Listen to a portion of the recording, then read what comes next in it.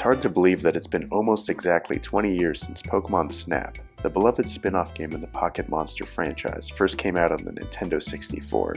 I mean, we've gotten spin-offs where you play pinball, explore dungeons, draw funny circles, become a detective, become a rancher, and even become a dictator. But strangely enough, there's been zero follow-up to the game where you take a bunch of photos. So today I want to dig into the question that a lot of fans have been asking for the last 2 decades. Where is another Pokémon Snap game? It's a great mix of adventure and creativity, and considering just how much the series has progressed since the first game, it's crazy to see just how non-committal the Pokémon company has been about releasing a follow-up.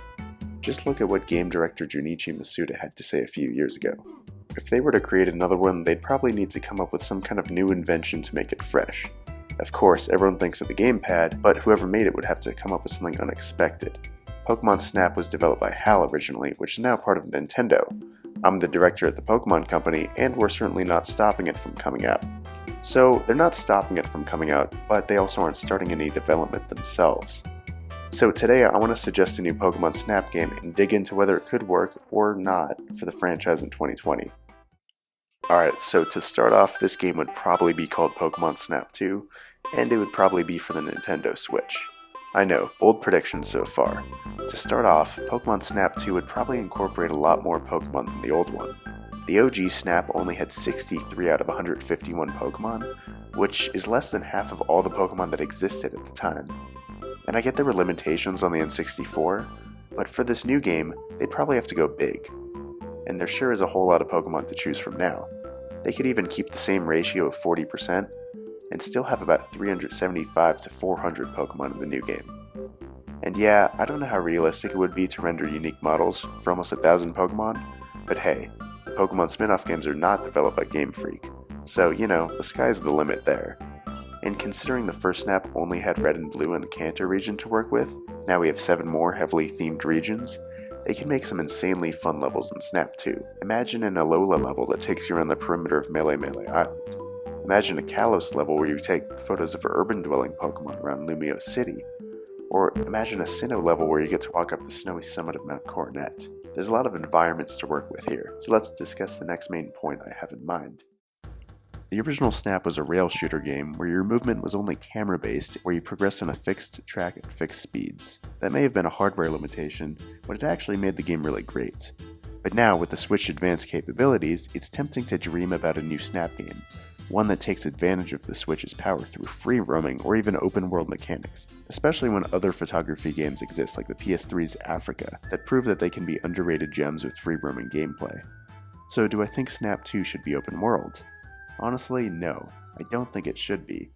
Although I'd love to see Pokemon leap into something as beautiful, atmospheric, and exploration-based as Breath of the Wild, I don't think a photography game should be Pokemon's first true leap into this territory.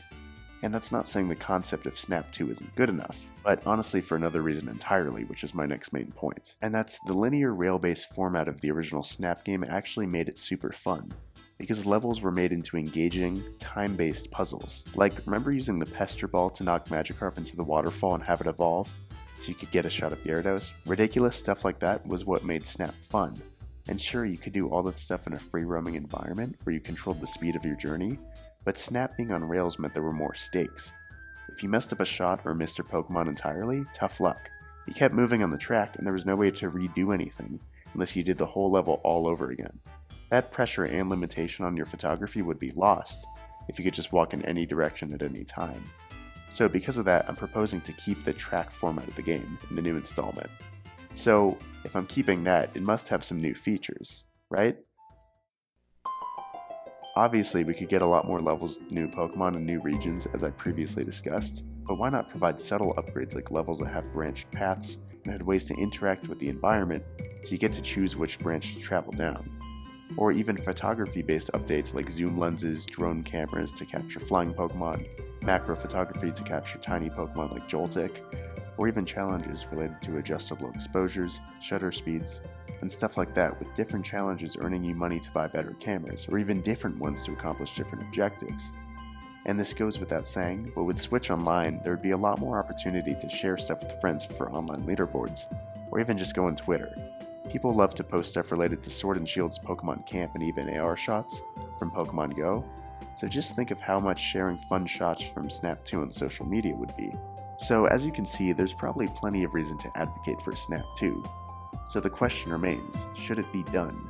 And my personal answer is a big, fat, resounding, yeah, maybe? I don't know. Look, I know I just made a whole video dreaming about Snap 2, but the more I think about it, the more I realize I just want it because I look back so fondly on the original experience.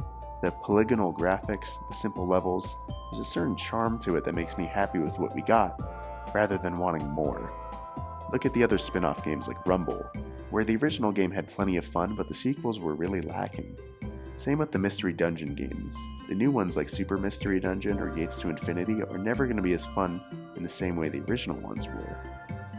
And I'm not saying follow-ups to games should never ever happen, and sometimes there's just not too much to add besides better graphics and a few more Pokemon, and that's what I think Snap 2 would ultimately boil down to, unfortunately. And just like many games in this great franchise, I'd rather cherish the fond memories I already do have,